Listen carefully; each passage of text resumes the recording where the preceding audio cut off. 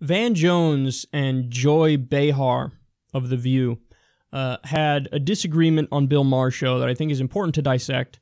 Let's watch and then we'll discuss. It is bizarre to kind of see this. It's sort of like, in the morning, whatever they say on Fox and Friends, he tweets about it and they cover it, and then he brags on them for covering it. That's weird. But I also think it's important for progressives and liberals to actually tune in sometimes. We've got to be able to get our tolerance level up for this kind of stuff, because otherwise what happens is we literally have no idea. Like our cousins and people we went to high school with, it's like, these people are crazy because we're actually in our own bubble in a certain way because we're not listening to them. Yes. I keep saying Democrats are too nice. They're too nice. They don't go, and you are my ally, right? They don't go for the jugular. You don't go for that. When they go low, we go high. No, when they go low, we should go lower. Exactly. Okay. Listen, you're the first perpetrator of this. He wants the Kumbaya. Forget the Kumbaya. These people on that side are crazy. Don't you understand? They're crazy. Well, you don't deal with white supremacists. I'm not talking to you. I'm talking to you. You could talk to him too. But yes, I mean, what happened to that gene in the Democrat makeup? Okay, so there's a lot to say about that. I think there's two important points to make. Number one is, yes, in areas where you are, where there's not a question, I say all systems go, full court press, the best defense is a good offense, and take no prisoners. So in other words, yeah, when you talk about guys like Roy Moore or the jack-offs on Fox and Friends, who all they do is spew bullshit, they're not right about anything. A guy like Roy Moore who thinks being gay should be illegal. I mean, we're talking about people who are full-on fundamentalist Christian theocrats who want to see America be the Christian Saudi Arabia. When you talk about people like that, when you talk about people who are wrong on every economic policy and they try to pretend like, Trump's bill, which massively cuts taxes for the rich, is somehow good for poor people and middle-class people when it's not. When you talk about that 25 to 30% chunk of the American public that's TFG, son, too far gone. Yeah, all systems go. Don't hold back. You tell them what the truth is and you fucking slam them with it. And you say, no, you are 100% incorrect. The same people who say Obama's somehow a Marxist, Kenyan, yada, yada, yada. It's those people that have such a blatant, brazen disregard for the truth that there's no way that any amount of, reason or logic or rationality or good explanation is gonna change their mind. For those people, Joy Behar's right. Be totally unapologetic and just go balls to the wall. But here's where Joy Behar is wrong and where Van Jones is right. That's not all Trump voters. Among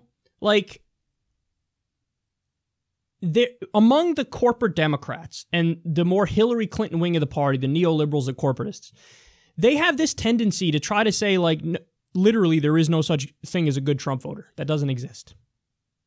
They've written articles about that. They pretend like there's research to back that up. How the fuck could you even research that to try to back it up? No, there's no such thing as a good Trump voter. Well, okay, if that's your strategy, continue to lose every election from now until the end of time. Because from now until the end of time, if that's your strategy, get the people who we already have and don't get anybody else. Wonderful. There you go. So every election, you'll win the popular vote, but lose the electoral college because you're not swinging votes in the proper places.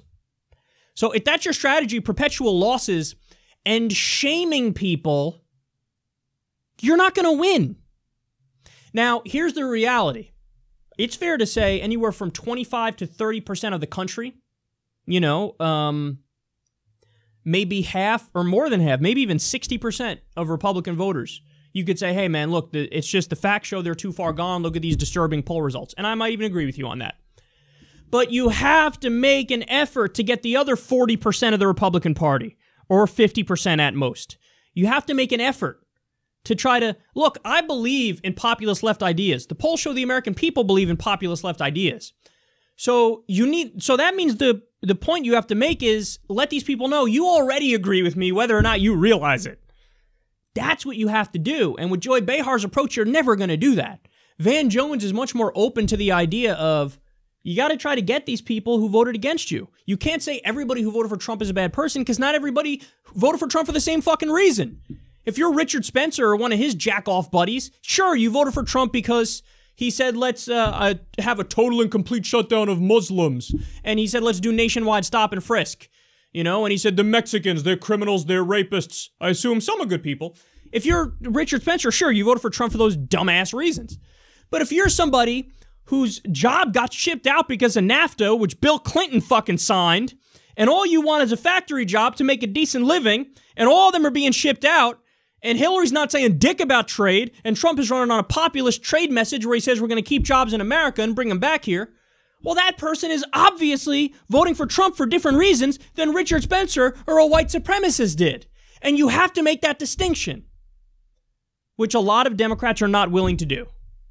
Well, look, there was a report that came out that found that voters in the Rust Belt prefer populist Democrats, and they would vote for a populist Democrat over a Republican. When you give them the option of a Democrat, like a corporate Democrat, and a populist Republican, they go populist Republican. So the key element is populism. If the Democratic Party is populist, you can convince people who you didn't convince. There are many people who voted for Obama who ended up voting for Trump. Joy Behar's strategy is to shame them and say, hey, you're crazy! You're crazy! Great, well then keep shaming them and act like you don't give a fuck about them because you don't, and then you're not going to win their vote. Whereas if a populist comes along and says, no, I even though we may not agree on many things, guess what? I'm on your team. I want to keep your job here. I want to raise your wage. I want to bring back unionization. I want to make the middle class strong. I want to rebuild your community. If you do those things, then they'll go, yeah, I'm going to vote for this person. So two things are true at the same time.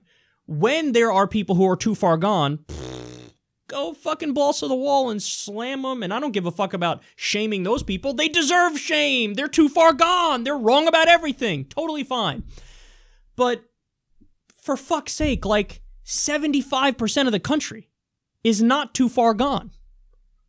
So you should be trying to build a coalition with that 75%. You should be trying to convince people who are convincible. And that's something Van Jones is right on and Joy Behar is wrong on.